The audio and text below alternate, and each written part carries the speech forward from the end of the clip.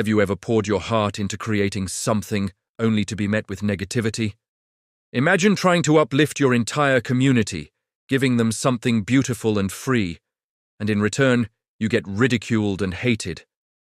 It's a harsh reality for many creators, but it points to a deeper, more troubling issue, especially in certain environments.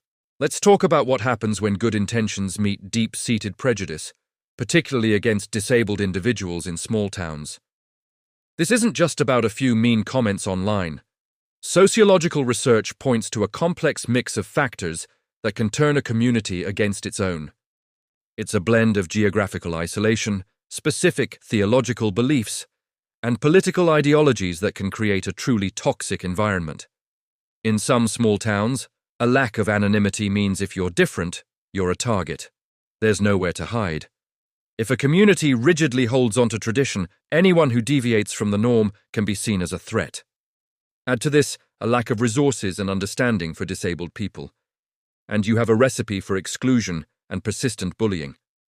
People with disabilities can become less visible, or worse, become the sole focus of negative attention. Now, let's look at how certain beliefs can feed into this. While many people of faith are compassionate, some specific theological interpretations can be incredibly harmful. There are beliefs that view disability as a punishment for sin or a spiritual failing. This can lead to shunning, or the misguided idea that someone just needs to pray it away. This perspective strips people of their dignity, treating them not as equals, but as charity cases or spiritual tests for others to overcome.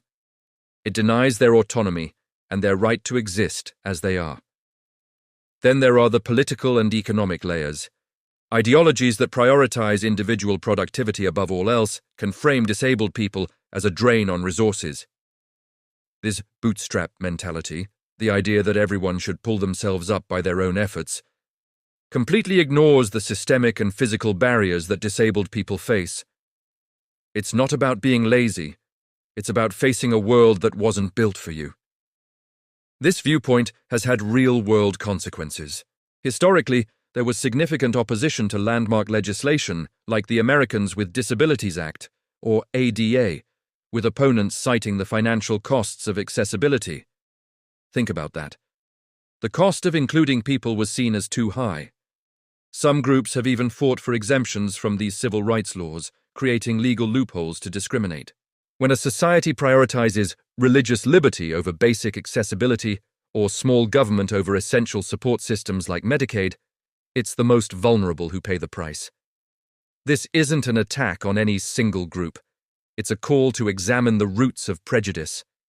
Why is it that someone trying to bring art and positivity to a dying town, despite their own disabilities, would be met with such venom? It's because their success challenges a lazy, hateful worldview. It proves that a person's worth isn't determined by their physical ability or their economic output. It shows that compassion, creativity, and resilience are far more powerful than bigotry.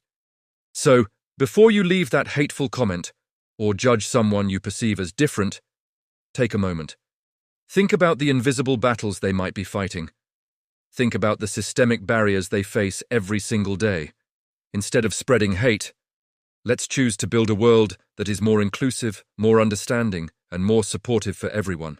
Let's champion the creators, the helpers, and the innovators, especially those who do so in the face of adversity. Thanks for watching, and I hope you'll join me in spreading a little more positivity.